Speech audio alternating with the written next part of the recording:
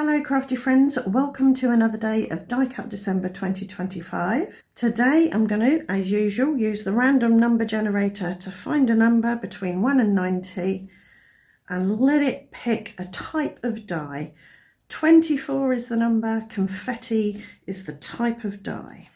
Right, so these are all my confetti dies, and by confetti I mean the kind of things that you make small sprinkly bits with. Things you can put in the shaker elements of shaker cards, or you can dot around and sprinkle over the front of your card. So here I've got some drink themed one. This one makes lots of coffee beans. We've got a coffee pot, a takeaway cup for a cool drink, and some teacups or coffee cups. This one cuts lots of different sizes of flour. So you can either build flowers by putting smaller ones on top of big ones, or you could use those in shaker pockets, what have you. This one makes loads of tiny butterflies. And then we've got these bits here. So there's hearts, party popper things, candles, balloons, party hats, a variety of types of stars, some circles. And the great thing about these particular types of die is that in one pass through the die cutting machine you get multiple shapes. So obviously with something like this you get an absolute ton of coffee beans and butterflies and flowers, and in a couple of passes of each one of these you've got, you know, a dozen or so little shapes. If you haven't got any of these little dies, you can use any little dies that you have. You might just have to run them through your die cutting machine a lot of times. You can also get your hands on cover plate dies. This is one of my favourites. I use it for making my faux enamel dots, and it cuts lots of different size circles. This one does the same thing, but the circles are wobbly, so you get an extra bit of whimsy there. I also use this one as it's got larger circles than this one, so that can be quite handy. Now these dies are another alternative. They're not confetti dies, they're inadvertent confetti dies really.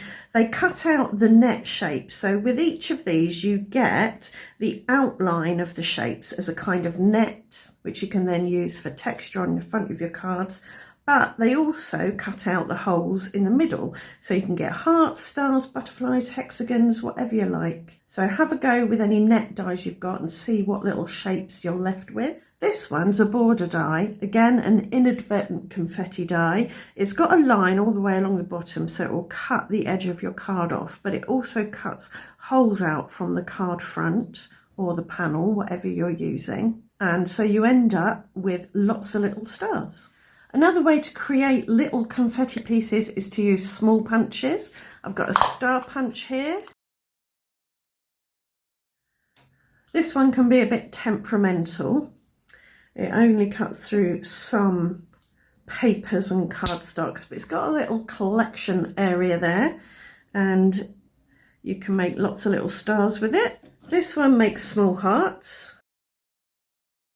And this one makes larger stars, but not massive ones. So there are lots of different style and size punches you can get.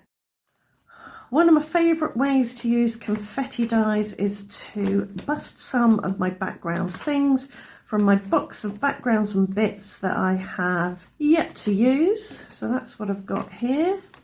Just trying to pick out some bits that I think will work quite well. Let's do blues and greens today. So I've got a green bit, a blue bit, and something with a bit of purple on it. This has got a bit of purple too, and some matte gold. Right, we're going to go for a bit of a celebratory party feel. I've got balloons and candles, party hats, party twiddly things. I really need to find out what the name for those is.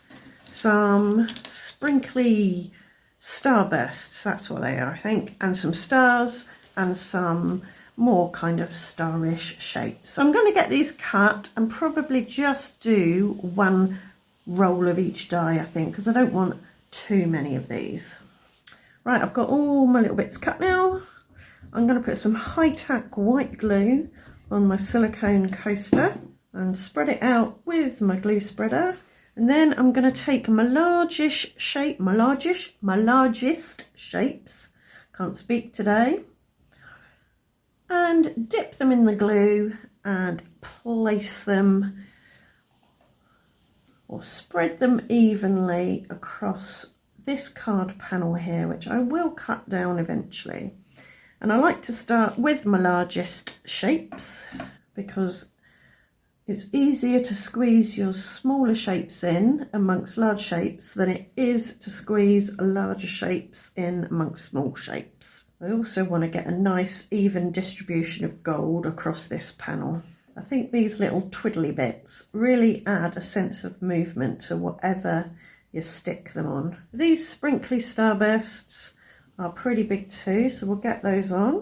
When cutting these out, I did try to avoid the white areas so that my pieces had solid colour on them.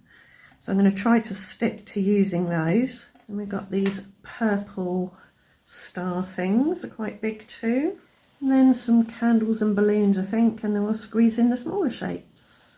I don't want this panel to have a particular way up, so with the directional elements that do have a top and a bottom, as it were, like the balloons, the candles and the party hats, I'm making sure to have them in different orientations.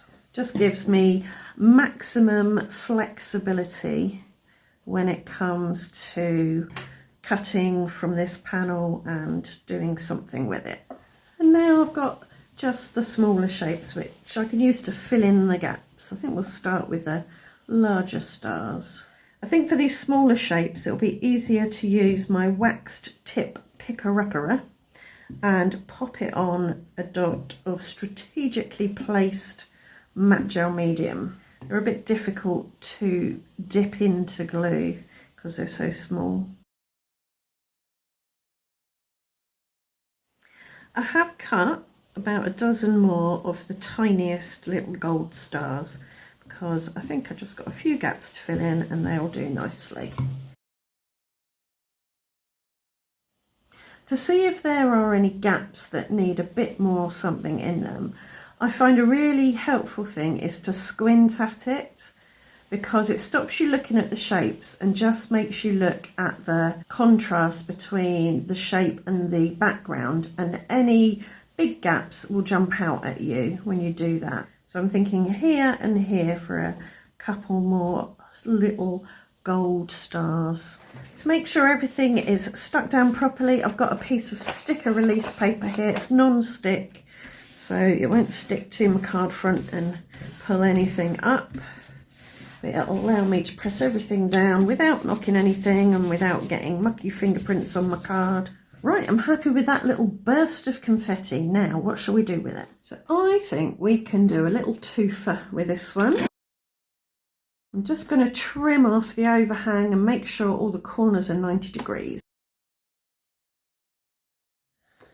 So I've got 2 card blanks here, and this panel, now I've cut it down, will fit on each card blank with a tiny little white border all the way around the outside. And what I'm going to do is cut from corner to corner to get 2 halves. And I'm going to run down the edge with my edge beveling tool, and that will make the edges a little bit neater. It will bevel them over so they look more die cut than trimmer cut. And I'm going to use tape runner to attach them to the front of the cards. So that's the first one. And the second one, because I didn't have a direction, everything's going every which way, I could do an identical card. I like that. Or I could flip it round and have it coming in from the top corner. So I think we'll do that just for a bit of a change. Of course, you don't need to chop it in half at all. You could just have the whole panel on the card if that's what you wanted. So for my sentiments, I've gone for congratulations, because this is a kind of celebratory party type card. And I've used this die to cut out a gold foil congrats. And I'm going to back it with a bit of this purple, so that it stands out nicely. And for this one, I've gone for a different congrats die. So again, I've cut it out of the gold, and the outline or the shadow I've cut from that bluey purple paper again, so it stands out. To get glue on the back of these, I'm going to use my glue dotter and the high-tack white glue again. And press that down with the release paper And same for this other one. So this one's finished. I just need to trim around the outside of this one. So I'll just stick a bit of glue on the back of that. I'll take my rule of thirds acetate grid and place that a third of the way down, roughly in the middle, and use my T-square ruler to make sure that is straight on there. Could put a bit of card under that end just to stop it flopping, make it level, but I think it's actually okay. Maybe we will. Just take a little bit of card. This one could go there a third of the way down, or it could go a third of the way up. I'm thinking up. And again, a little bit of scaffolding under there. Just do a quick stick job here. That little pointy corner is sticking up in the air and I don't want it to do that. So I've put some glue on my glue spreader and popped it underneath there. That one looks like it could do with a bit of glue as well. The other corners look fine. Right, there you go. 2 congratulations cards made with confetti dye. Loads of energy, loads of movement, a bit of shimmer and shine from the foil, some backgrounds busted, which is always a good thing. And of course you can always cut your confetti panel into whatever shape you like. Right, I hope you've enjoyed today's video and it's given you an idea or two for your own card making or other paper crafts. And I hope to see you back here tomorrow for another Die Cut December video. Thanks for watching. Bye for now.